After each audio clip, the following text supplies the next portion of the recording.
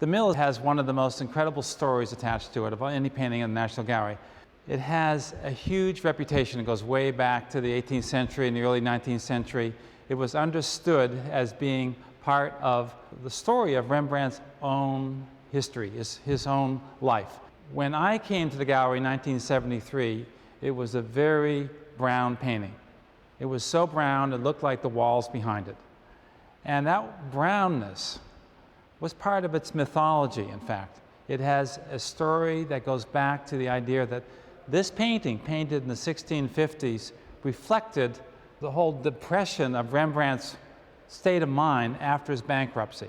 So the mythology goes all the way back to the early 19th century, the idea that this painting depicted Rembrandt's father's mill, the place where he, as a young artist, had learned the secrets of chiaroscuro. And after his bankruptcy, the idea was that Rembrandt went back to Leiden, to his father's mill, to study this world, to reflect upon his youth, and in doing so, he painted this very brown picture that reflected his depression at this stage of his life. Well, that story was powerful for Widener, P.A.B. Widener, who acquired this painting in 1911 for an incredible amount of money, £100,000. It was in the Marquis of Lansdowne's collection in England. It had been a famous painting tucked away in the Marquis of Lansdowne's home.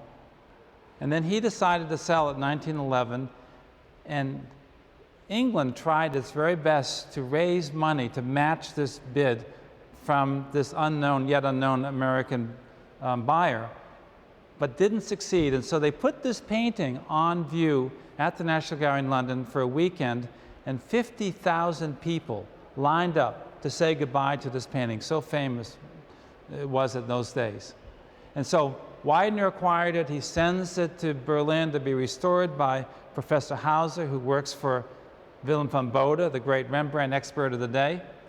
Comes back, still very brown, and then it is immediately rejected by the art historical community as not being by Rembrandt. So it's had this fascinating story over the years as being the most famous painting by Rembrandt up to the 1911, and then almost immediately being excluded from the discussion of Rembrandt.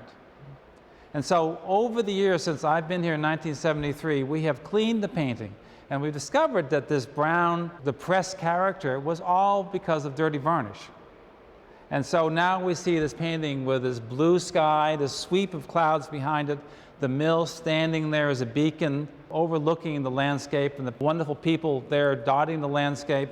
And now we understand it's a very different character, a very different mood, very different psychology, and has been reintroduced into the great Rembrandt paintings of the world.